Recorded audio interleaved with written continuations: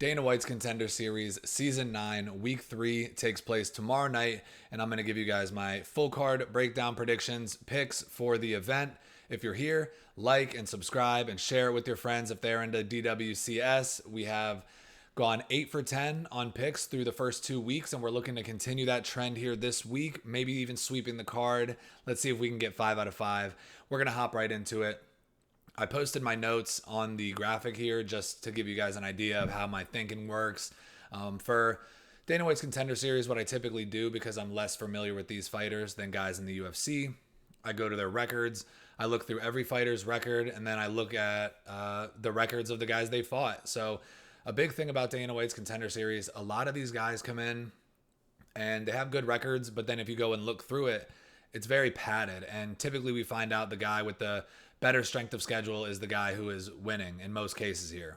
So with that being said, we'll go to the first matchup of the night. We have Dante Johnson and Darian Abbey fighting at heavyweight. So neither of these guys really have too much going on in terms of their strength of schedule. Both pretty shaky records.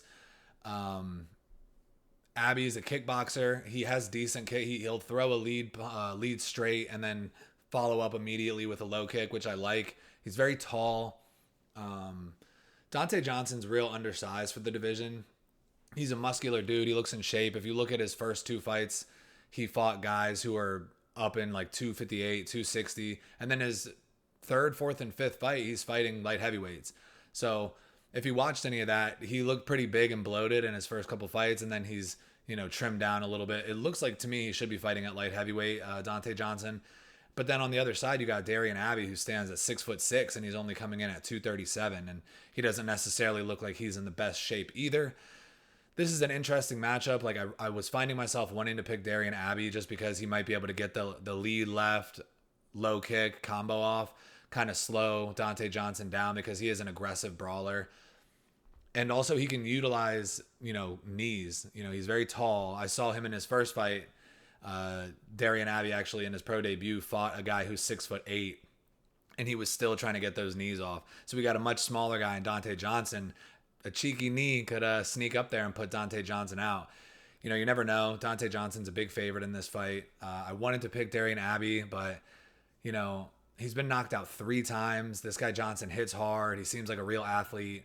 Kickboxing aside, this is MMA. We got smaller gloves. We have the threat of takedown. Both of these guys can they mix in wrestling? Not necessarily what I think is going to happen. I think this fight's going to end on the feet.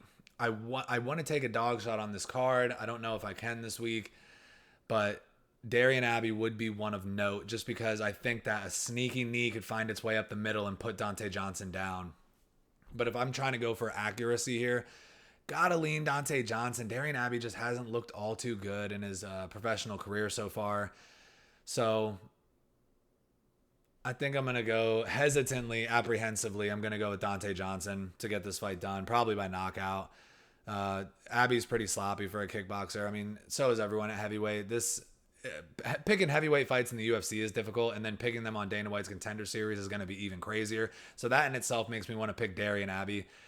Darian Abbey by knockout could be a sprinkle here. Like I said, I can envision it happening. Knee up the middle. Dante Johnson doesn't even see it coming. So the pick, I have to pick one dog on the card. Yeah, we're going to circle back to Dante Johnson and Darian Abbey. But leaning Dante Johnson now, we'll circle back to that at the end of the video.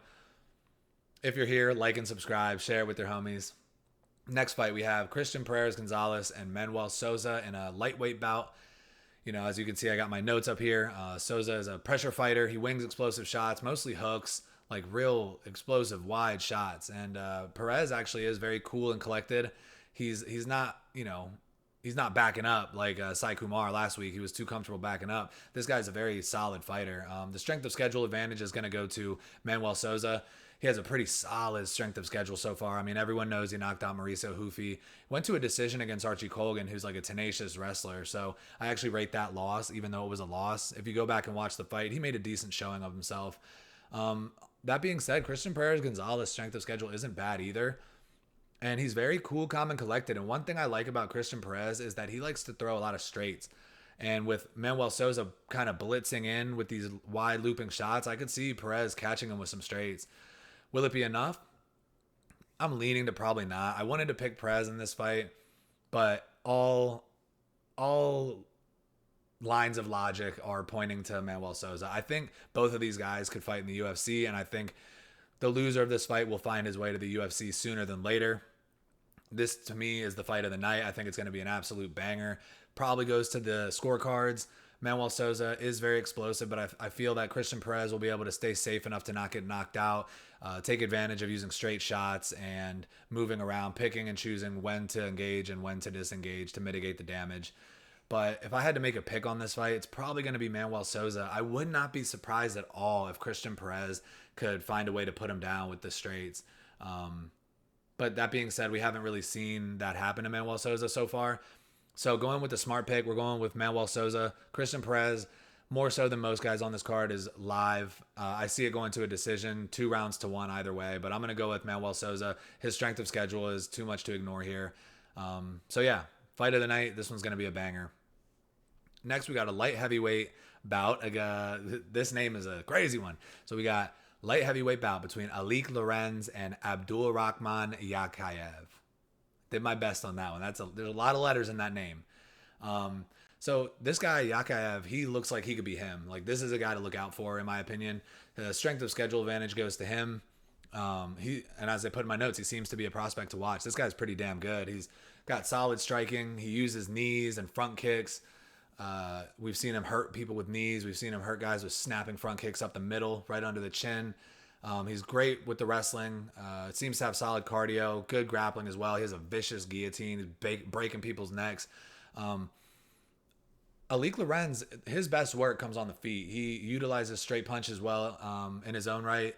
He likes to get fighters up against the fence, throw high knees, clinch knees. And he's pretty, to me, he looks pretty solid on the feet. I just think here it's going to be a stylistic clash in which Yakayev's style should be the one that wins the fight. I think if he finds himself in any trouble on the feet, which he could probably go toe-to-toe with Lorenz on the feet, but I think he's going to utilize his wrestling here and potentially find his vicious ground and pound. So either a ground and pound knockout or a submission victory. I'm going to lean submission, though. I can see this Alik Lorenz guy being pretty tough, getting taken down, trying to find his way back to his feet, giving up the back, and ultimately getting rear naked choked by Yakayev, probably in the first round after an initial exchange on the feet.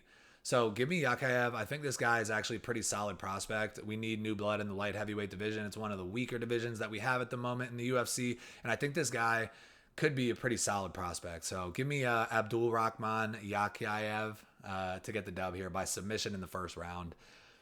Next fight, we got Damon Wilson and Marcio Barbosa at featherweight. So Damon Wilson doesn't even look too bad, honestly. He seems decent. He switches stances a lot. He'll start with the lead foot on the left side, and he throws a nice lead left, and then he'll switch back to southpaw and set that up with his head kicks. So he'll switch stances to set up head kicks, but his lead left is solid. He's a decent fighter, all in all, but this Marcio Barbosa guy's a fucking animal. He's gonna blitz, man. This guy's tough. He looks massive for welterweight. Like, these two guys look, if you look at one and then look at the other, not standing next to each other, obviously we haven't seen that yet, but Barbosa looks massive for featherweight, man. And I don't think Damon Wilson's gonna be able to survive the storm. I think Marcio Barbosa is gonna plot forward. He does a good job of throwing body shots, and then he mixes it back up, head, body. He never stops moving forward. He's going to pressure Damon Wilson. I think he's going to break him. I think he's going to break him early. He has a good finishing instinct, very explosive striking. And although I do think Damon Wilson is not bad, this Marcio Barbosa guy seems like a pretty frightening prospect. If I was Damon Wilson, I would be concerned.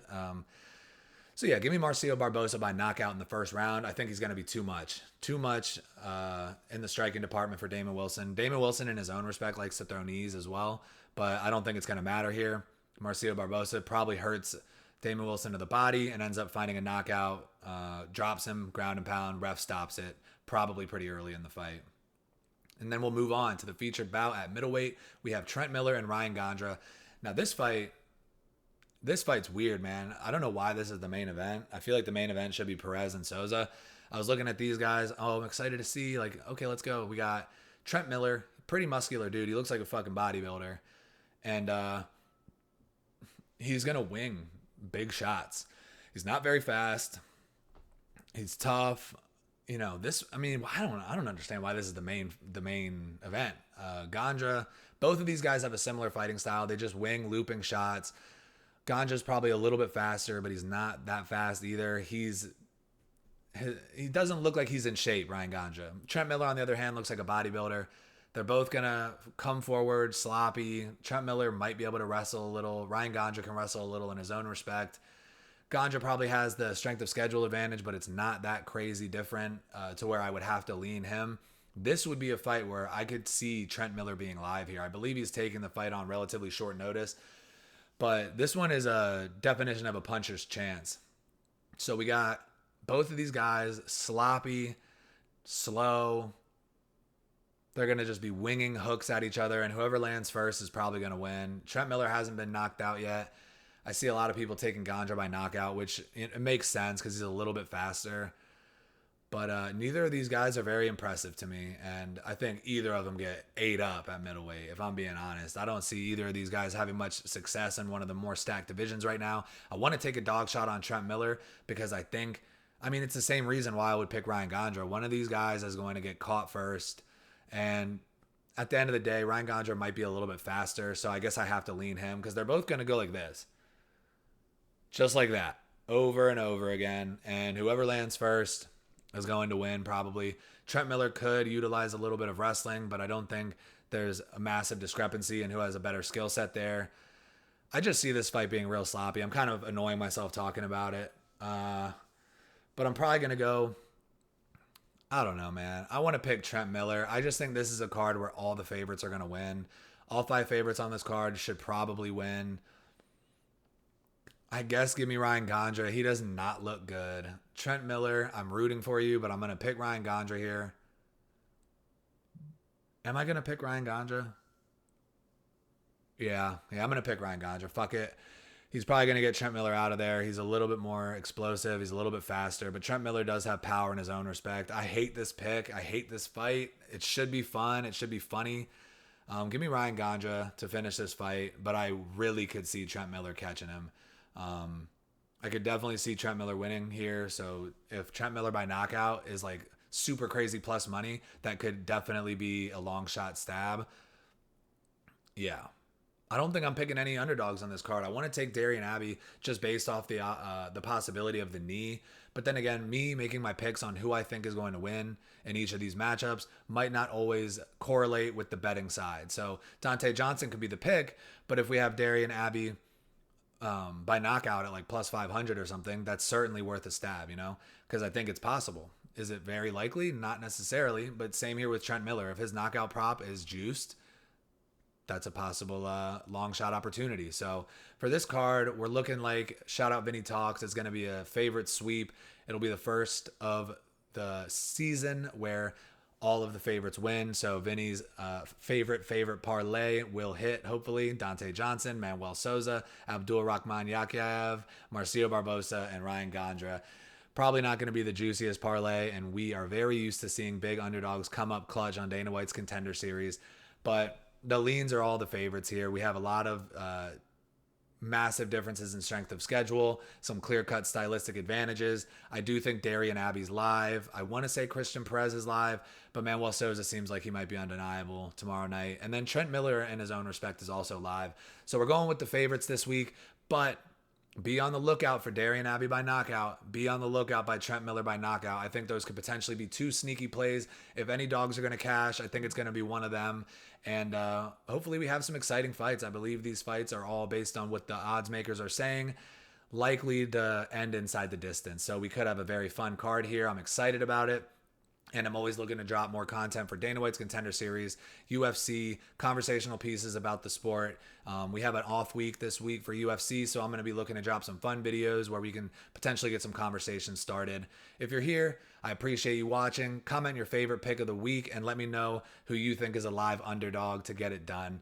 Like and subscribe, and we're going to be back soon with more videos. This is Mike Talk Fights. Dana White's Contender Series should be a fun one. Always bet responsibly. Always enjoy the fights, and of course, do your own research. I appreciate it, guys.